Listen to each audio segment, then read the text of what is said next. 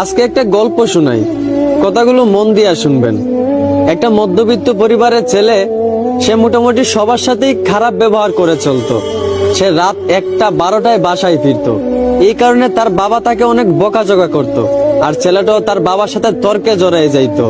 ছেলেটা যখন বন্ধুদের সাথে বাইরে আড্ডা দিত, তখন তার একটা বন্ধুর সাথে সে অনেক খারাপ ব্যবহার করত। ওই বন্ধুটাকে সে পাত্তাই দিত না। এইভাবে সবার সাথে সে খারাপ ব্যবহার করে চলতো। একদিন সে ডাক্তারের কাছে যাওয়ার পর তার ক্যান্সার রোগ ধরা পড়ে।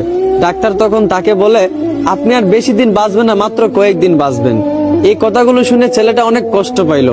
প্রতিদিনের মতোই সে রাত 12টার সময় বাসায় ফিরলো। এইটা দেখা তার বাবা প্রতিদিনের মতোই তাকে বকাঝকা করতে লাগলো। কিন্তু অবাক করা বিষয়, প্রতিদিনের মতোই ছেলে তার বাবার সাথে তর্কে না জড়াইয়া তার বাবার গালিগুলা মন ভরে শুনতে লাগলো। আর মনে মনে ভাবতে লাগলো, হয়তো এই বাবার গালিগুলো আর কয়েকদিন পর শুনতে পাবো না। ওইদিকে তার মা ডাকতেছে, নে বাবা ভাতটা খেয়ে নে। অন্যদিন হলে সে তার মায়ের হাতে ভাতটা এত সহজে খাইতো না। কিন্তু আজ অবাক করা বিষয়, তার মায়ের হাত থেকে প্লেটটা এনে প্রাণ ভরে ভাতটা খেয়ে নিল। আর মনে মনে ভাবলো, এই বুঝি মায়ের হাতে শেষ খাওয়া। এইগুলা দেখে তার মা বাবা অনেক অবাক হয়ে গেল। এভাবে তার মা বাবার সাথে অনেক ভালো ব্যবহার করলো।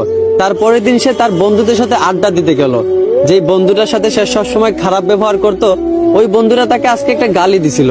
কিন্তু অবাক করা বিষয়, অন্যদিন সে একটা গালির বদলে ওই বন্ধুটাকে আরো 10টা গালি দিত।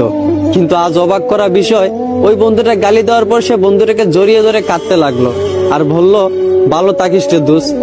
এইগুলা থেকে তার সকল বন্ধুরাও অবাক হয়ে গেল। যেই বন্ধুরা কখনো খারাপ ব্যবহার না করে থাকতে পারতো না, সেই বন্ধুটা সবার সাথে হাসি মুখে ভালো ব্যবহার করতেছে। সবাই অনেকটা অবাক হয়ে গেল। ছেলেটা আগের চেয়ে অনেক পরিবর্তন হয়েছে, আগের চেয়ে অনেক ভালো হয়ে গেছে। এখন সবার সাথেই ভালো ব্যবহার করে। এইভাবে মাসখানিক যাওয়ার পর ছেলেটা আবার ডাক্তারের কাছে যায়। ডাক্তারের কাছে যাওয়ার পর ডাক্তারকে জিজ্ঞেস করে, আপনি বলছিলেন আমি হয়তো কয়েকদিন বাঁচবো, কিন্তু প্রায় 1 মাস কেটে গেল। আপনি কি কোনো গ্যারান্টি দিতে পারবেন যে আমি আর কতদিন বাঁচবো? এইটা শুনে ডাক্তার ছেলেটাকে বলতে লাগলো, দেখেন একটা কথা শুনেন, আমি ওই দিন যে আপনাকে বলছিলাম আপনি মাত্র কয়েকদিন বাঁচবেন, এই কথাটা আপনাকে আমি মিথ্যা বলছিলাম। আর মিথ্যা বলার কারণ আপনাকে পরিবর্তন করা। আপনি আগে সবার সাথেই খারাপ ব্যবহার করতেন।